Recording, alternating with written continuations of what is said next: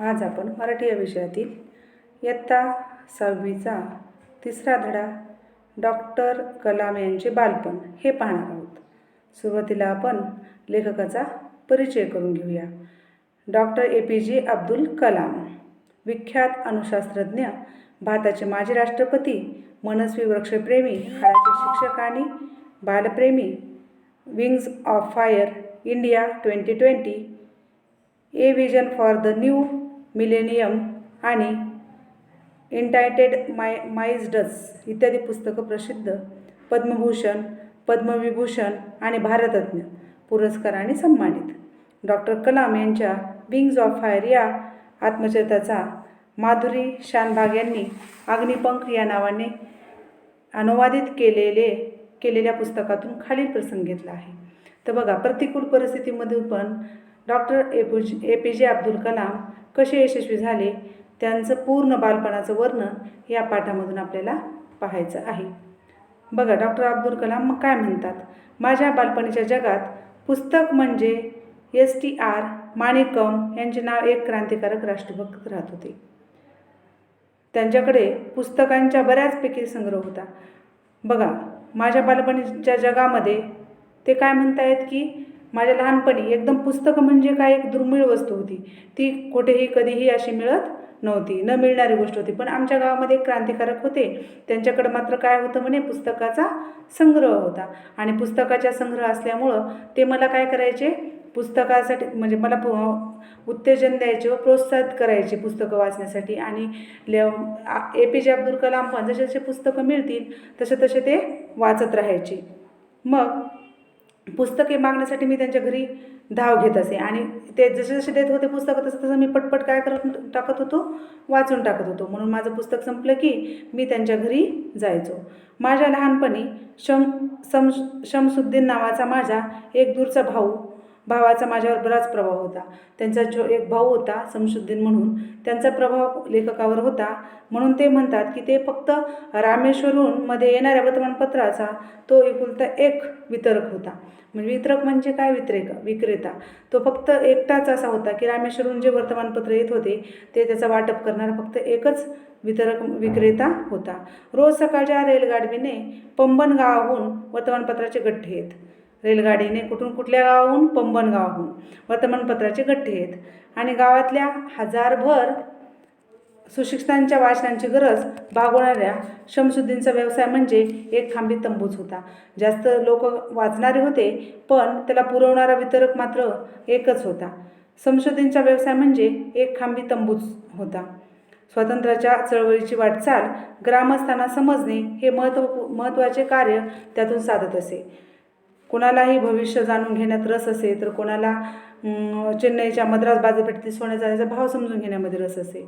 तर थोडेजण जिज्ञासूवर्तीचे असल्यामुळे हिटलर, महात्मा गांधी आणि बॅरिस्टर यांच्या जीवनाबद्दल गांभीर्याची चर्चा करत. पण झाडून सर्वजण पेरी आणि V रामास्वामी यांच्या चळवळीबद्दल जाणून घेण्यास रस होता. काही लोकांना गांधीजींच्या चळवळीचे पाहत होते, तर काही लोक ते हिटलरचं वाचत होते, तर काही लोकांना बॅरिस्टरच्या जीवनाबद्दल गांभीर्य चर्चा करत होते.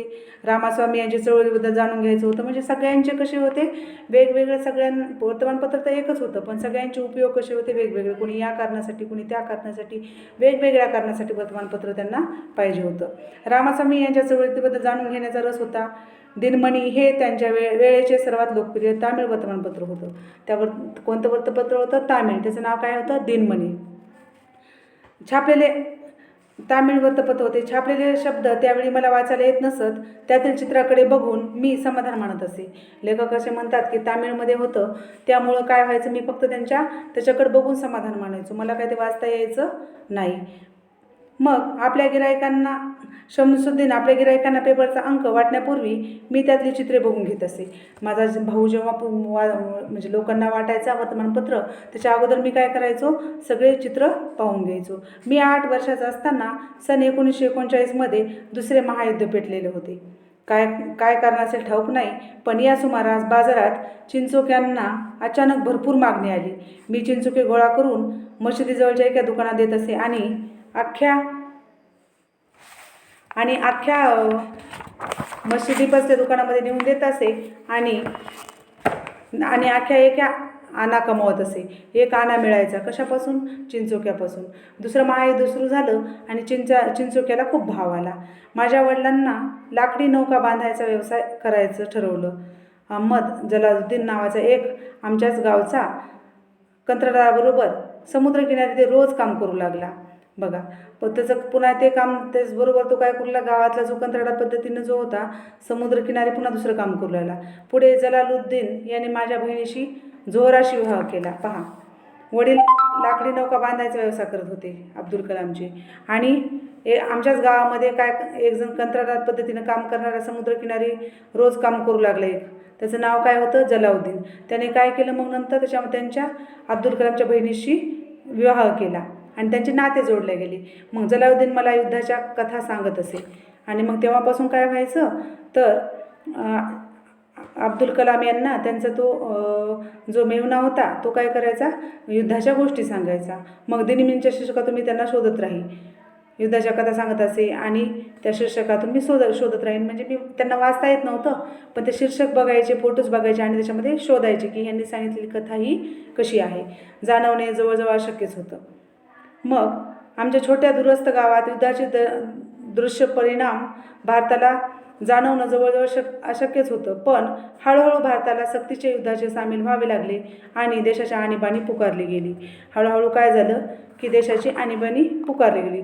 रोज सकाळी पंबहून येणारी रेल्वेगाडी रामेश्वरमला थांबेनाशी झाली.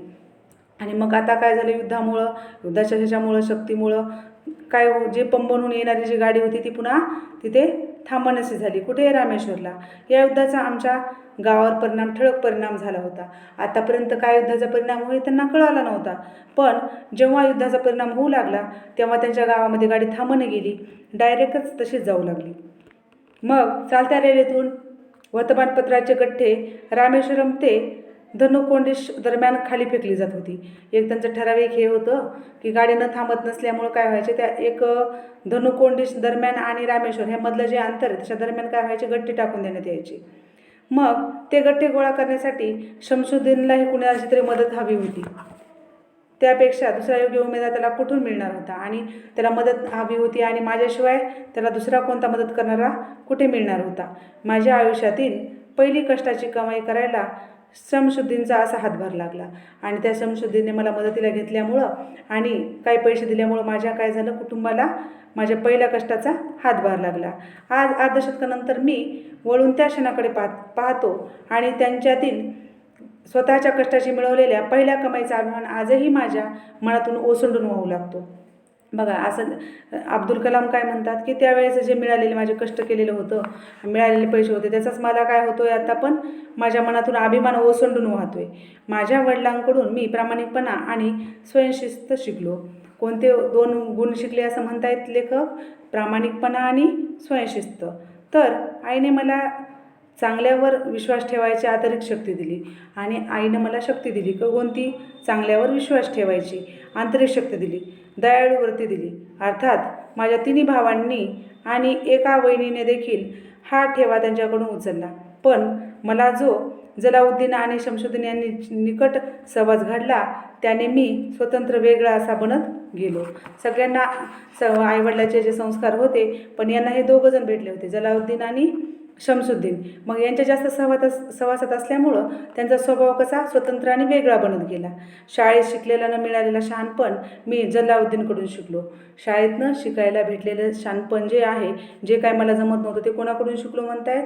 जलालुद्दीनकडून. तर शमशुद्दीनकडून मी चेहऱ्यावरून दुसऱ्याच्या मनातले, शरीरातले व डोळ्यातली भाषा ओळखायला शिकलो. आणि शमशुद्दीनचं जे वागणं होतं, त्याचे जे अंगात गुण होता तो काय होता की दुसऱ्याच्या चेहऱ्यावर मनातलं, शरीरातलं, डोळ्यातली भाषा ओळखायची. माझ्यामध्ये जो सृजनशीलतेचा स्तोत्र उगम पावतो, फुलत खळखळत गेला, त्याचे श्रेय मी निश्चय संशय त्या दोघांच्या सहवासात माझ्यावर पडल्याचा प्रभाव देतो. बघा, सृजनशीलतेचं जे वागणं आहे माझं, ते अब्दुल कलाम म्हणतात की या दोघांचाच तो माझ्यात आलेला गुण आहे. रामेश्वरम सोडून जिल्ह्याच्या ठिकाणी रामनाथपुरमला शिक्षण घेण्यासाठी मी माझ्या वडिलांकडे परवानगी विचारली. बघा आता तिथं शिक्षण नसल्यामुळे त्यांना पुढे जायचं होतं, रामेश्वरमध्ये शिक्षण नसल्यामुळे कुठे जायचं होतं, रामनाथपुरमला. मग त्याची परवानगी विचारली. विचारात पडल्यासारखं ते क्षणभर गप्प झाले. विचार करता करता त्यांनी शब्द लाभावेत आणि ते ओठातून बाहेर पडावेत तसे वडील बोलू लागले. ते मला म्हणाले, अबोल, तुला मोठं व्हायचं असेल तर गाव सोडून शिक्षणासाठी बाहेर जायला हवं. त्यांनी बघा बोलायला सुरुवात केली की तुला गाव सोडून कुठं जावं लागेल, मोठं जर व्हायचं असेल तर शिक्षणासाठी तुला बाहेर जावं लागेल. सिगल पक्षी घरटे सोडून एकटेच दूरवर उडत जातात आणि नवे प्रदेश शोधतात. तसे या मातीचा आणि इथल्या स्मृतीचा मोह सोडून तुझ्या इच्छा आकांक्षा जिथे पूर्ण होतात ते तुला काय हवे हे सर्व पाहण्यासाठी तुला काय करावं लागेल, गाव सोडून जावं लागेल. आम्ही आमच्या प्रेमाने तुला बांधून ठेवणार नाहीत. आमचं तुझ्यावर प्रेम आहे, पण तुझ्या ह्या सगळ्या जर तुझ्यामध्ये बदल पाहिजे, तुला काही गोष्टी याव्या अशा वाटत असतील तर तुला हे करणं गरजेचं आहे, गाव सोडून जाणं गरजेचं आहे. आमच्या गरजा तुझ्या रस्ता अडवणार नाहीत. माझी आई मला दूर पाठवायला काळजी ओढेवेड घेत होते. ते आईला पाठवावं असं वाटत नव्हतं. शमसुद्दीन आणि जलाउद्दीन माझ्यासोबत रामनाथपूरला आले. त्यांनी माझे नाव शाळेत घातलं. सगळ्यात सुरुवातीला हे दोघंजण आले आणि या दोघा जणांनी त्यांचं नाव काय घेतलं, शाळेमध्ये टाकलं. माझी राहण्याची नीट व्यवस्था केली, पण श्वार्ट्झ हायस्कूल आणि या नव्या वातावरणात माझा जीव रमेना. बघा त्या वातावरणामध्ये ज्याने ॲडमिशन घेतलं सगळं झालं, त्यांनी करून दिलं, पण यांचा जीव काय तिथे रमत नव्हता, यांना करमत नव्हतं. 50,000वर वस्ती असलेल्या शहरात सदैव गजबज असायची, पण रामेश्वरमला जसा एकजिन्सीपणा होता तसा इथे माझ्या अनुभवाला आला नाही.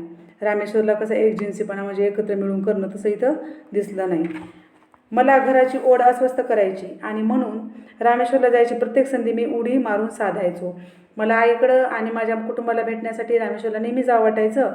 म्हणून मी काय करायचो, लेखक म्हणतात की संधी शोधायचो आणि संधी जर चालून आली तर मी एकही संधी सोडायचो नाही की जे रामेश्वरला गेलो नाही असं.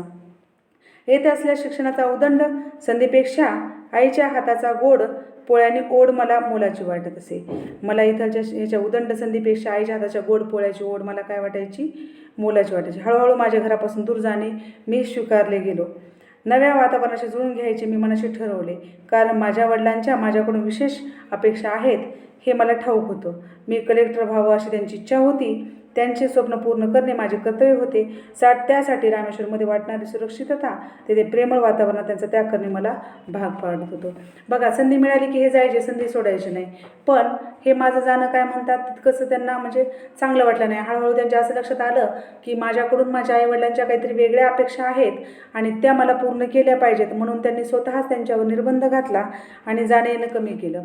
त्यांच्या वडिलांना वाटायचं की कलेक्टर व्हावं, मोठा व्हावं, त्यांनी माझे कर्तव्य पूर्ण करावे असं वाटायचं. म्हणून